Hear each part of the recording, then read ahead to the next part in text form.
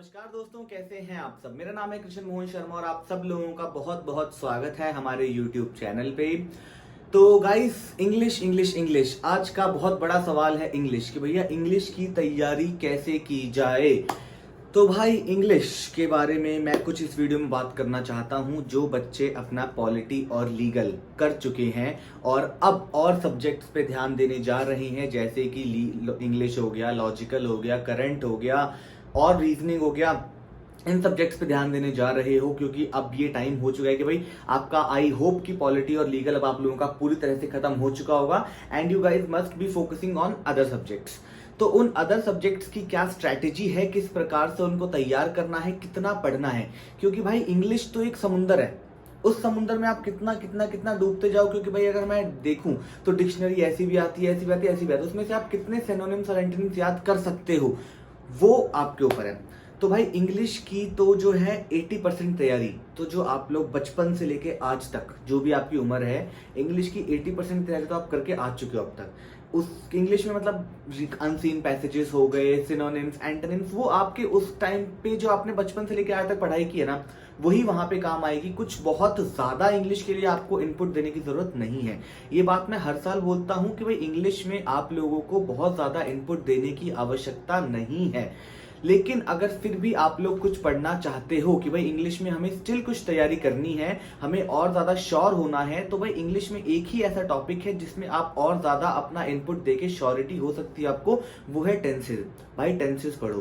Tenses से आपकी क्या क्या हेल्प होगी। टेंसेस से आपको फिल इन द ब्लैंक्स में हेल्प होगी। टेंसेस से आपको करेक्ट इनकरेक्ट जो सेंटेंसेस होते हैं उसमें हेल्प होगी। भाई उसमें से एक पार्ट करेक्ट इनकरेक्ट वाला पार्ट बना होता है। टेंसेस से आपको रेक्टिफिकेशन में हेल्प होगी। टेंसेस से आपको पैराफ्रेजिंग में हेल्प होगी। तो इन सब चीजों की आपकी टेंसेस से बहुत हेल्प होगी। अगर आपको कुछ इनपुट देना ही है तो यूट्यूब खोलो, किसी भी यूट्यूबर की एक टेंसेस की कोई पूरी फुल फ्लेज वीडियो देख लीजिए, तो उसमें से आपको बहुत ज्यादा नॉलेज मिलेगी और आप जो इनकरेक्ट पार्ट वाला सेंटेंस वाला क्वेश्चन है ना, वो बहुत अच्छे से अटेम्प्ट कर पाएंगे। एंड उसमें ज्यादा, क्योंकि बच्चे अगर गलती करते हैं ना, अनसीन पैसेज में कोई गलती नहीं होती, ठीक है। अगर जो बच्चा अनसीन पैसेज में भी गलती कर रहा है, वो या तो वो गलती से गलत कर रहा है या फिर वो इंग्लिश में, मतलब हो सकता है कि भाई इंग्लिश बैकग्राउंड से ना हो, इस वजह से वो यहाँ पे गलती कर रहा है।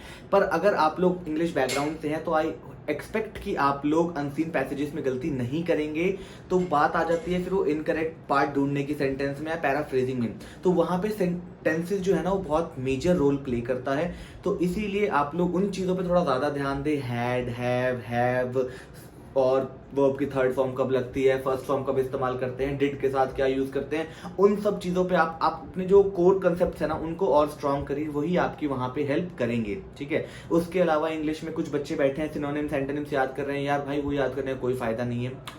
बिलीव मी, वो याद करने का कोई फायदा नहीं है। वो साथ साथ ही जो समझ में आता है, भाई अखबार पढ़ते पढ़ते कुछ वर्ड्स आ जाते हैं, वो वही चीजें दिमाग में आती है। यहाँ तो यार 100 वर्ड्स याद कर लोगे, 200 वर्ड्स, 500 वर्ड्स याद कर लोगे, लेकिन इंग्लिश में तो उसके अलावा और भी शब्द है ना। तो इस वजह से उन चीजों पे के अलावा अगर आप यहाँ पे अपना टाइम इनपुट करें तो मेरे हिसाब से वो ज्यादा आप लोगों के लिए बेनिफिशियल होगा, ठीक है। तो इसीलिए इंग्लिश का डाउट जो बहुत ज्यादा पनप रहा था वो हम लोगों ने क्लियर कर दिया है। दूसरी बात, करंट अफेयर्स। भाई करंट अफेयर्स तो एक हवा बना पड़ा है। Current affairs, current current current current current current current guys, मैं बता रहा हूं आप लोगों को, कितनी भी तैयारी कर लो करंट अफेयर्स के 10 में से, क्योंकि आजकल क्या है, बच्चे ना मॉक पेपर्स कर रहे हैं। मॉक पेपर्स में ना कहीं कहीं से करंट उठ के आए हुए हैं बच्चे। जो बच्चे बोल रहे हैं कि भाई हम लोगों ने 10,000 15,000 क्वेश्चन कर लिए करंट के, पर फिर भी हम लोग ये मॉक पेपर्स के ये करंट पता नहीं कहाँ से हम इसके क्वेश्चन आंसर नहीं कर पा रहे हैं। तो गाइस करंट का कुछ ऐसा है, अगर पेपर में 10 सवाल है ना, तो 10 में से आप चाहे कितनी करंट कर लो, आपको 5 ही आते होंगे। वो 5 सवाल जो बाकी करंट के ना वो करने के लिए आए ही नहीं है, ठीक है। तो कोई बहुत ही बड़ा ऐसा धुरंधर होगा जो 10 के 10 सवाल जिसके जवाब आप पता होंगे। पर जो नॉर्मल बच्चा यूजुअली करंट अफेयर्स की किसी भी एग्जाम में, I am not talking only about DOLLB, BHU, किसी भी एग्जाम में अगर आप लोग करंट की प्रेपरेशन करके जाते हो तो बिलीव मी उसमें आपके 10 में से सिर्फ 5 ही सवाल ऐसे होते हैं जो आपको आते होते हैं, या इनफैक्ट कई बार तो 5 से भी कम होते हैं। और ये बात तो मैं तब बोल रहा हूँ जब आप करंट अफेयर्स में बहुत ज्यादा अपना इनपुट दे रहे हो। अगर इनपुट नहीं दे रहे तो फिर तो आपका कोई टेंशन ही नहीं है। पर अगर आप लोग अपना करंट वाले पार्ट पे टाइम दे रहे हो, उसके क्वेश्चंस भी कर रहे हो, उसके टॉपिक्स भी पढ़ रहे हो, अपना कैचअप भी पढ़ रहे हो, अपनी युवा भी पढ़ रहे हो, अलग अलग यूट्यूब के सोर्सेज भी देख रहे हो, अलग अलग पैराग्राफ जो ग्रुप्स में पीडीएफ आ रहे हैं वो भी सब कुछ पढ़ रहे हो, सब कुछ क्यूमुलेट करके बता रहा हूं मैं। अगर आप इतनी तैयारी कर रहे हो ना, तब भी 10 में से आपको 5 ही क्वेश्चंस आते होंगे करंट के।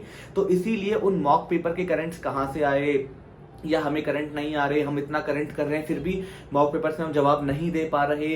तो भाई मॉक पेपर्स में सिर्फ आपको अपने जो स्टैटिक सब्जेक्ट्स हैं, जैसे अपना हो गया पॉलिटी, हो गया लीगल, हो गया रीजनिंग, हो गया, इन सब्जेक्ट्स पे ध्यान देना है, इनका एनालिसिस देखना है कि भाई अगर हम गलती कर रहे हैं, अगर हम लीगल में ज्यादा गलती कर रहे हैं, मतलब हमें लीगल में ज्यादा ध्यान देना है, पॉलिटी में ज्यादा ध्यान देना है, मैथ्स में देना है, रीजनिंग में देना है, हमें इन चीजों पर ज्यादा ध्यान देना है। अगर करंट पे अगर आपकी गलतियां हो रही है, क्योंकि बहुत बच्चों का ऐसा जवाब सामने आया है कि भाई हम लोगों ने जो मॉक पेपर्स किए ना, उसमें बाकी सब कुछ ऑन एन एवरेज ठीक था, पर करंट अफेयर्स में हम लोग इतने ज्यादा 20 क्वेश्चन थे तो हमें उसमें से 4 या 5 ही आते थे, जबकि हम लोग करंट अफेयर्स में ना बहुत ज्यादा इनपुट दे चुके हैं। तो guys this is absolutely normal, इसमें घबराने की, परेशान होने की कोई आवश्यकता नहीं है। इतना आप लोग अपना करके चलिए कि भाई करंट अफेयर्स, हाँ ठीक है, रोज थोड़ा थोड़ा थोड़ा थोड़ा पढ़ते रहिए। मैं ये बोल रहा हूँ उसका ये मतलब नहीं है कि करंट अफेयर्स आपको छोड़ देना है, रोज थोड़ा थोड़ा थोड़ा थोड़ा करंट अफेयर्स पढ़ते रहिए। पर अगर मॉक्स में करंट का पार्ट बहुत अच्छा नहीं हो रहा है, क्योंकि मैं काफी ऐसे भी मॉक्स देख रहा हूं जिसमें करंट से बहुत ज्यादा उन्होंने स्टैटिक जीके का पार्ट पूछ रखा है, and that too very irrelevant. मतलब आई कांट से कि वो इररेलेवेंट था, बट मेरे हिसाब से वो चीजें बच्चों को हो सकता है ना पता हो, ठीक है। तो इट्स एब्सोल्युटली नॉर्मल। अगर एग्जाम में ऐसा कोई क्वेश्चन आता भी है तो वो क्वेश्चन सिर्फ इसलिए आता है कि आप उसको छोड़ सको, ठीक है। ऐसा एक क्वेश्चन की वजह से हमारे बाकी सारे सब्जेक्ट्स ऐसे डामाडोल नहीं कर सकते, ठीक है। तो अपना बाकी सब्जेक्ट का फोकस ठीक रखिए। करंट अफेयर्स पे दिन में 1 से 1.5 घंटा दो, जहां से पढ़ रहे हो, जो भी पढ़ रहे हो, ठीक है। आप यूट्यूब के कुछ सोर्सेज देख रहे हो, आप जैसे ग्रुप की पीडीएफ पढ़ रहे हो, आप कैचअप पढ़ रहे हो, आप युवा पढ़ रहे हो, जो भी पढ़ रहे हो, अपना करंट अफेयर दिन का 1 से 1.5 घंटा देते रहें। ना कम करें, ना बढ़ाएं उसको, ना छोड़ें, कुछ नहीं। पर अगर आपके मॉक में करंट की परफॉर्मेंस बहुत अच्छी नहीं आ रही है तो निराश होने की कोई जरूरत नहीं है, ठीक है। इसी के साथ आई गेस मैंने सारी बातें कर ली है। मॉक, बच्चे पूछ रहे हैं क्या मॉक करना जरूरी है? जी हाँ, मॉक करना बहुत जरूरी है।